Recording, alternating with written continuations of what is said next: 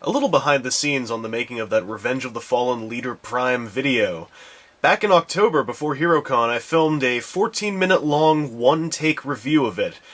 Granted, about 2 or 3 minutes were silence of me just sitting back and thinking of what to say next, because I do cut a lot of that kind of thing out.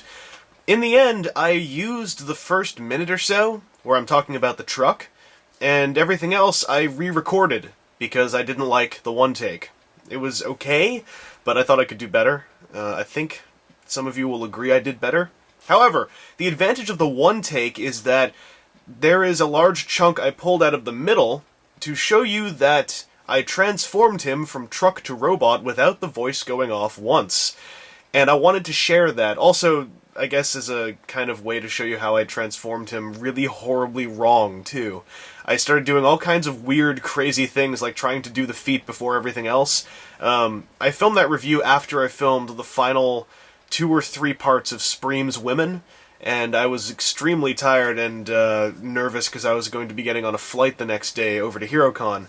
So, it's going to be pretty amusing. I'm completely shell-shocked in the footage and frazzled, but here is some proof Make him go that you can transform when he's in truck to robot truck mode. That's so cool. Anyway, without sound that's all he effects. really does in this mode. Now, to transform him would be a humongous video in and of itself.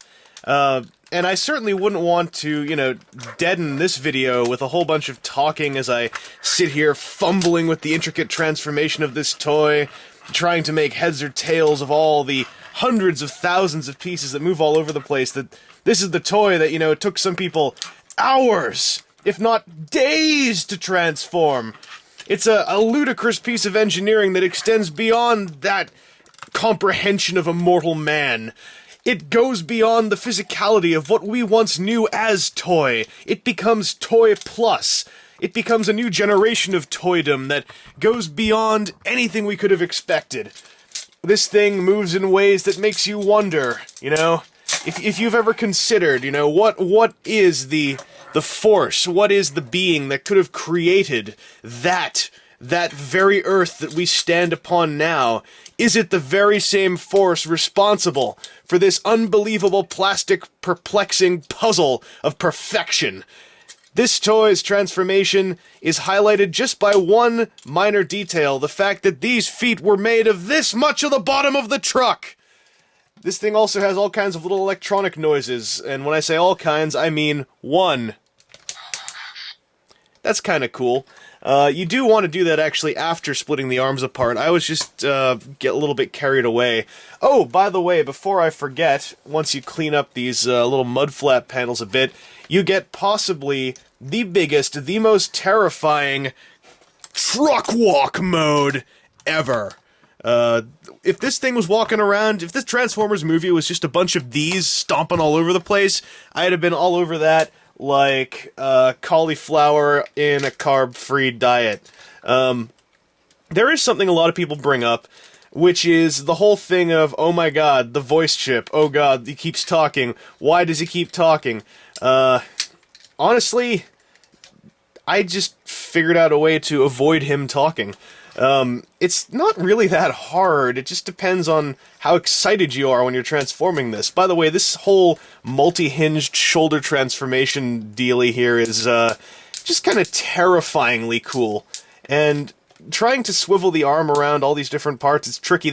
He has a gimmick involving these energy swords, and in my opinion, it's such a cool gimmick as an idea, and in execution, it's by far the weakest part of the toy, but I guess I'll get to that in a sec. Also, I know that this guy comes packaged in robot mode, and the greatest struggle that our trans fandom of 2009 has faced was getting this guy out of the package and trying to turn him into a truck. Now, I would have shown you how that works in this video, but I find this transformation just a lot more impressive. So what I'm thinking of doing is putting together a shameless second video with no talking, just some quiet music and the chocolate-like sounds of plastic clicking on plastic, and just do the transformation from robot to truck there, because in this video, I am only showing you truck to robot.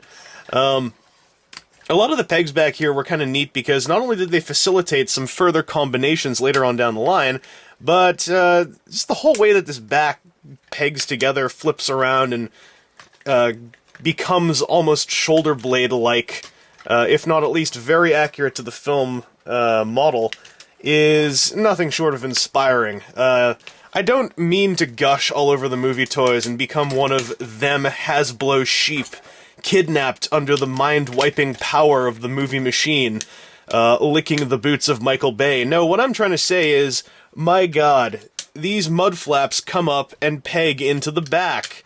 Everything pegs into something, except down here. These parts were going to have more moving bits to become a little more streamlined, and sadly those got budgeted out, and that is a real shame. But, you know, I can't really hold it against this thing. This thing already commits so many just gorgeous examples of modern toy engineering that to hold something as minor as that against it, to me, is a real big folly. This is the stage a lot of people tend to talk about. The fun times of both dealing with the massive amount of talking and trying to cram things into little grooves. Now, to avoid the talking, just don't lift up the part that makes him talk. There you go. These parts are, again, there's a lot of plastic sandwiching almost going on here. And this guy really is just a beautiful example of what toys can do nowadays. The only part, that part, is the part that I would say I could sort of hold against it, because it's to facilitate a bit of a silly gimmick. And it really does feel like you're going to break something if you don't know how to do this. It's quite honestly just a case of push and slide. And, you know, once you get the hang of it, you can do it, but it's really hard to explain, and it's even harder to really demonstrate on video. I'm not sure if it came across that clearly here, but that's how you do it. And then finally, you get the awesomest thing ever, emoting truck eyebrows. Or, you know, collarbone flaps, or whatever you want, or they can dance, or, you know, if you raises an eyebrow, it's like, what's all this? Or, you know, you can get all Rocky Maivia. Anyway, this is Optimus Prime's robot mode, and now for the moment you thought you'd hear 50 times while I was transforming him, let's do it on purpose. He has a single talking gimmick. It's activated like this. I am Optimus Prime.